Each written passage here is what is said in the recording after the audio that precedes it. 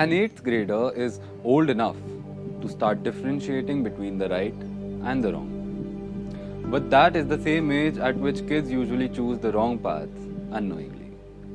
उसी तरह रोहन को भी ये एहसास नहीं था कि वो जिस रास्ते पर जा रहा था या ले जाया जा रहा था वो सही भी था या नहीं। स्केचिंग, जिसमें वो अब तो ज्यादा इन्वॉल्व नहीं रहता था, पर जब रहता था उस वजह से उसके कुछ खास दोस्त नहीं थे। क्लास में अकेले बैठना, गेम्स पीरियड में लाइब्रेरी चले जाना, things which an introvert usually does. अब 8th क्लास में एक ऐसा चैप्टर इंट्रोड्यूस होता है जिसके बारे में हम सबको पता तो जरूर है, पर कोई ज्यादा खुल के बात नहीं करता। इतना कि कई बार तो टीचर्स भी उसे पढ़ाने की जगह स्किप कर देते। रिप्रोडक्शन। हालांकि रोहन के स्कूल में तो ऐसा कुछ भी नहीं हुआ, पर जब वो पढ़ाया जा रहा था तो पीछे के बेंचेस पे बैठे बच्चे थोड़ा हंसने लगे, कुछ खुसफुसाने लगे। और ऐसा क्यों हो रहा था रोहन को कुछ भी समझ नहीं आ रहा था, पर वो जानना जरूर चाहता था कि ऐसा भी क्या था इस चैप्टर में जो बाकी बच्चे इतना शोर मचा रहे थे।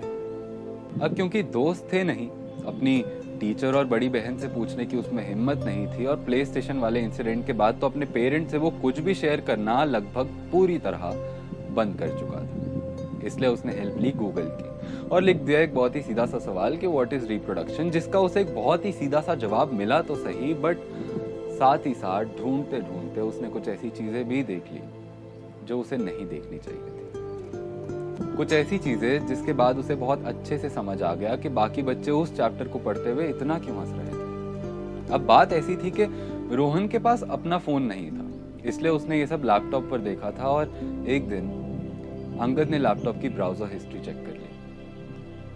उसे ये बात पता थी कि प्ले स्टेशन वाले इंसिडेंट के बाद रोहन कम बात किया करता था, पर इस सब के लिए तो वो भी तैयार नहीं था। He couldn't comprehend or even think about what he should do.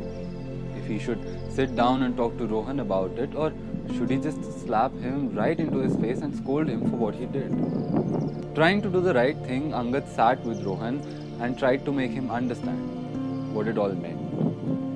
But वो बस ये होप कर सकता था कि उसे वो चीज़ें वैसे समझ आए जैसे वो उसे समझाना चाह रहा था, बट उसे कुछ भी समझ आया या नहीं, अंगद ये कभी नहीं जाना।